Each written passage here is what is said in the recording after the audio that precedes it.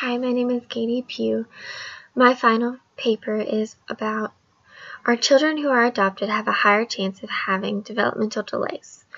Also, are they susceptible to other factors? To give you some statistics on adoption, 428,000 children are in the foster care system in the United States. 135,000 children are adopted in the United States. More males are found in institutions, foster care, or up for adoption compared to females. Over half the children are over 6 years. 1.5 million are adopted in the United States annually. 100 million are by immediate family members, including your aunts, your grandparents, people like that. And the wait time for an adoption is more than 3 years. The average adoption age for a child is 8 years old. All of that was pretty interesting before we got into how adoption affects children on the nature versus nurture debate or in the epigenetics debate. So there were two specific researches that I focused on. One were orphans from Romania who were adopted from different countries.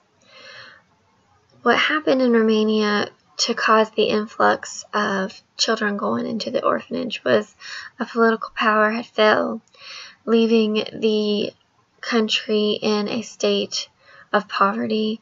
Many of the children could not be taken care of by their parents, so they were sent to orphanage that were also not able to sustain the influx of children. So a lot of the countries like Canada, the United States, and surrounding communities came together, and many families adopted these children. However, there was a few factors that came into play, and many of the adopting parents had complaints of the children not reaching certain milestones or having behavioral problems and different factors, which was interesting and caused a lot of people to look into, does adoption change the way a child's development is, and does the amount of time they spend in an orphanage or any institution affect development? Another study was a group of children from Lebanese who were adopted by families from the United States. And the main focus there was they were seeing similarities like the Romanian children, but not to the same extent. However, in that research, there was an interesting case where they saw less of developmental delays or behaviors or a mental disorder if the children were adopted at a young age or spent very little time in the institutions themselves.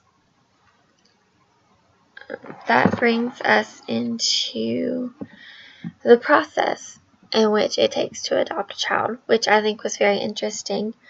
On average, it takes from 4 to 12 months to complete the steps necessary to be licensed to adopt or foster, including submitting an application, undergoing a home study, and attending training. Because it takes so long to complete the process, a lot of parents don't do it. Many times the people who are adopting children cannot have any of their own or do not wish to have any of their own. Or, like the statistic, they are adopting a child who is part of their family already, whether it be a niece, nephew, grandchild.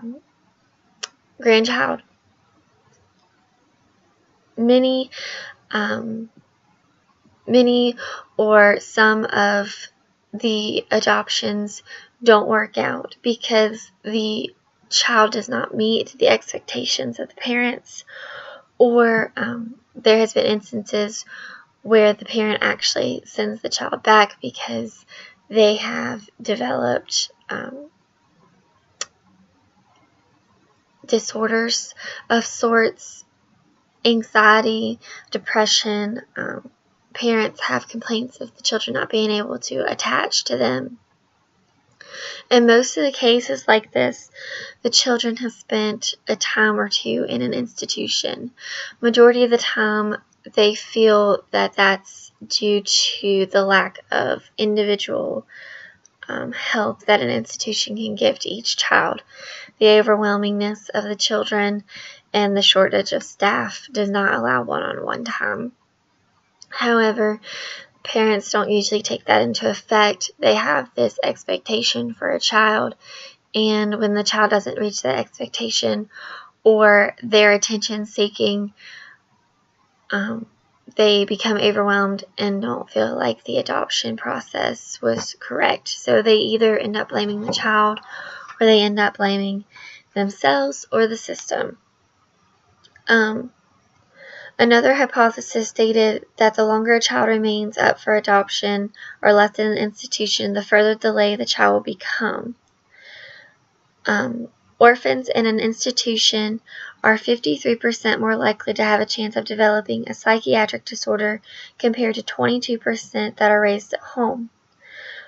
Orphans also have an increased chance of developing anxiety, depression, or both. I thought that was very interesting.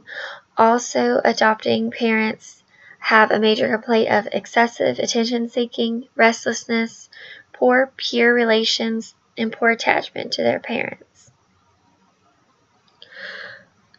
which is another just reiteration of what I had mentioned earlier. So we kind of go into the nature versus nurture debate on this. A lot of the research that I had came across stated that many of the children will continue to have their biological parents' characteristics. A lot of these characteristics aren't represented by the adopted parents, so that causes a lot of friction between the parent and the child. So in this case, nature overcomes in adoption rather than nurture. The children tend to take over more of their genetic factor than their nurture factor. However, there was a few cases where children who were adopted earlier took on more characteristics of their adopted parent, but in still a lot of cases, the characteristics or personalities of that child still resembled their biological parents to a point. So that was my final paper on how adoption affects the developmental delay of children.